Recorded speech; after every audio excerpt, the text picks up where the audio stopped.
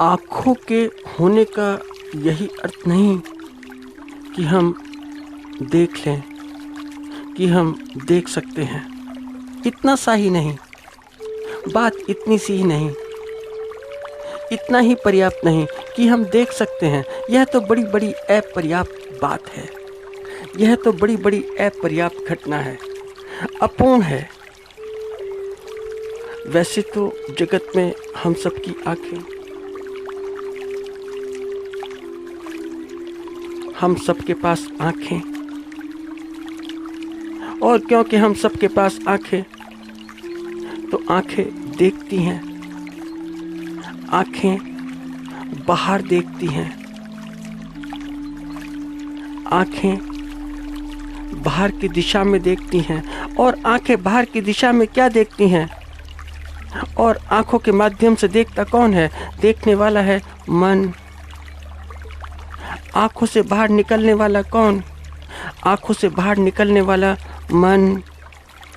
आंखों से बाहर झांकने वाला कौन? आंखों से बाहर झांकने वाला मन।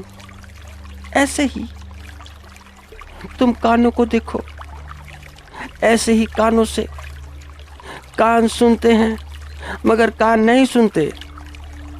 कान यंत्र हैं,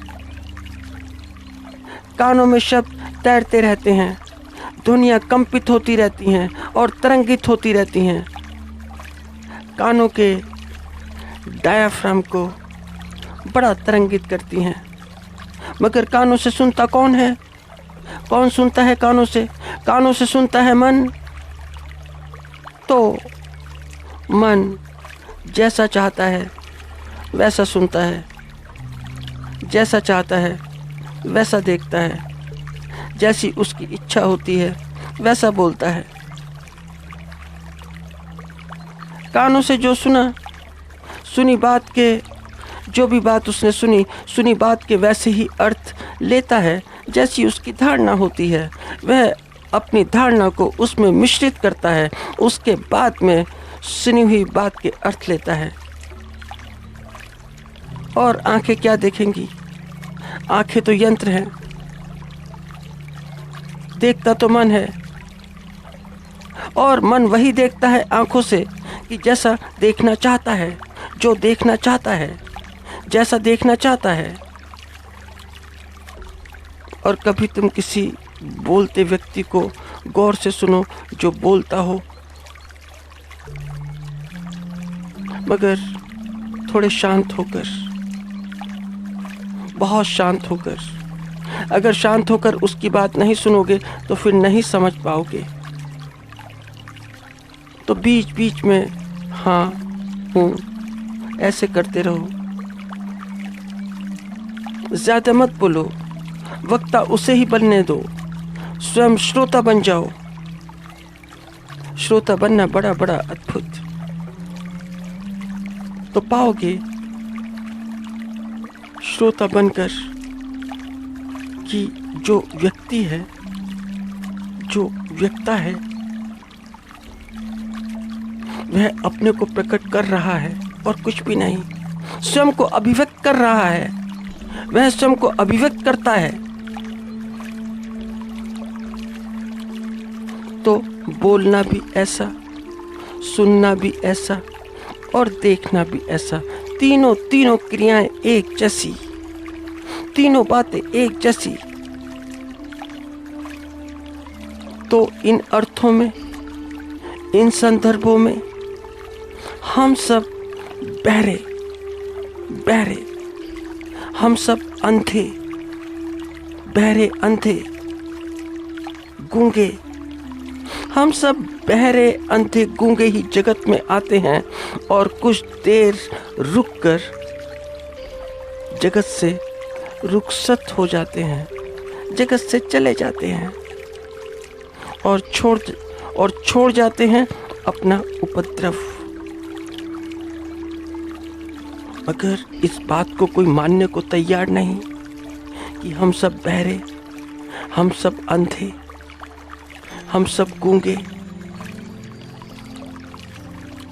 अगर ध्यान से देखा जाए तो दुनिया में इन अंधे बहरों की संख्या इतनी अधिक है, ये लोग इतने बहुमत में हैं, इतने बहुमत में कि पूरी दुनिया में सरकार इन्हीं की, पूरी दुनिया में, किसी एक देश में नहीं, किसी देश के एक प्रांत में नहीं, पूरी दुनिया में इन्हीं की सरकार बनती है।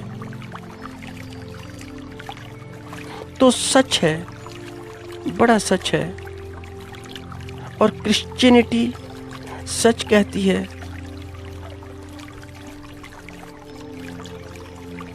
कि ईसा ने अंधों को आँख दी, सचमुच दी, बिल्कुल दी होगी, मेरी दृष्टि से तो बिल्कुल दी होगी, मगर ऐसे आँख नहीं दी कि जैसे क्रिश्चियन सोचते हैं, वैसे नहीं, ऐसा बिल्कुल नहीं कि जीसस ने किसी को छुआ तो आंखों में रोशनी आ गई। कभी कभार हो गया हो तो बात अलग, ऐसे तो प्रसंग इस दुनिया में बहुत आते हैं। और अगर छूने से, हर किसी को छूने से आंखों में रोशनी आती हो, तो फिर यदि ऐसा होता हो तो फिर जीसस उतने सार्थक नहीं रह जाते कि उन्हें जितना सार्थक होना चाहिए, उतने महत्वपूर्ण नहीं रह जाते, बिल्कुल नहीं रह जाते कि वे जितने हैं। जीसस कोई चिकित्सक नहीं है, जीसस कोई डॉक्टर नहीं है, जीसस शरीर के चिकित्सक नहीं, जीसस जीवन के चिकित्सक हैं, वे जीवन की चिकित्सा करते हैं। तो कभी ऐसा हो गया हो तो हो गया हो, हुआ हो तो हुआ हो, किसी की आंखों में रोशनी आ गई हो तो आ गई हो। ऐसे तो चिकित्सक भी करते हैं नेत्रों के संबंध में, मगर ये चिकित्सक जीसस नहीं। देखते नहीं हो, नेत्रदान, आंखों का दान, सबसे बड़ा दान। तो एक बार हुआ यूं कि जीसस ऐसे कि किसी का दुख देख भी ना सके। कैसे देखें? तो कोई दुखी सामने आ जाए, और इस संसार में सारे दुखी, सुखी कौन? सारे दुखी। तो जीसस भी दुखी। इतने दुखी व्यक्तियों को देखकर, इतना दुखी जगत देखकर जीसस भी दुखी। तो जीसस के चेहरे पर, तुम जीसस के चित्र देखो, जीसस के चेहरे पर कोई मुस्कुराहट नहीं, बड़े बड़े गंभीर। स्वाभाविक है, बड़ा स्वाभाविक है, क्योंकि जीसस जैसा व्यक्तित्व विराट तो होता ही है, उनका व्यक्तित्व विराट तो होना ही चाहिए, क्योंकि उनके व्यक्तित्व में सब समा जाते हैं, सब।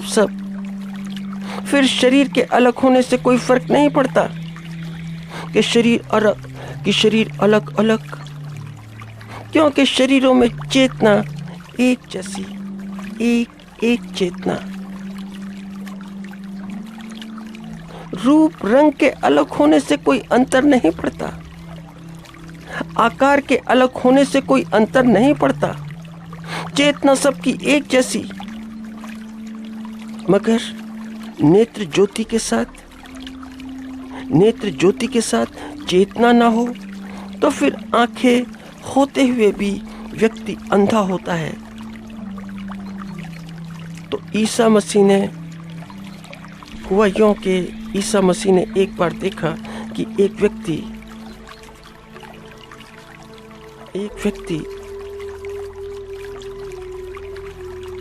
वह किसी युवती का आलिंगन कर रहा था, आलिंगन, और वह भी बलात्, फोर्सफुल्ली, और वह भी सार्वजनिक स्थल पर, और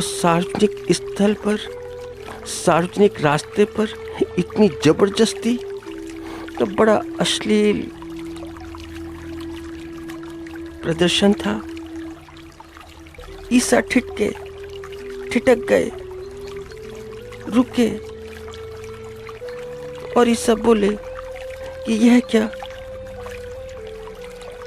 तुम पहले अंधे थे और अंधेपन से छुटकारा दिलाने के लिए मैंने क्या क्या नहीं किया, कितनी कितनी प्रार्थनाएं की उस परमेश्वर की, उस परमेश्वर से बड़ी बड़ी याचनाएं की, बड़ी बड़ी याचनाएं।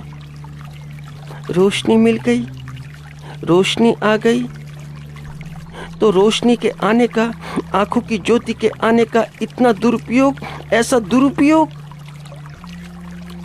कि तुम ऐसा कृत्य करो, ऐसा घिनौना। तो वह व्यक्ति रो पड़ा ईसा की बातें सुनकर, और रोते रोते बोला कि प्रभु, मैं तो बिना आंखों का ही ठीक था जब मेरी आंखें नहीं थीं। आंखों के होने से कुछ भी नहीं होता, कुछ भी नहीं होता। मैं आज भी पहले से अधिक अंधा हूँ। पहले तो शारीरिक दोष था, मगर अब पूरे जीवन का दोष है। बल्कि आदमी और अंधा हो जाता है, अंधा, क्योंकि नेत्र ज्योति तो है मगर विवेक ज्योति नहीं, मगर प्रार्थना ज्योति नहीं, ज्ञान ज्योति नहीं। मुझे क्षमा करें। तो पहले तो नेत्रों की ही ज्योति खुली थी, नेत्रों की, मगर आपकी प्रार्थना ने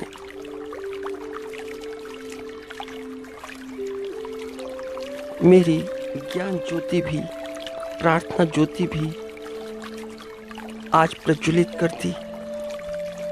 यह आपका मुझ पर बड़ा बड़ा अनुग्रह है।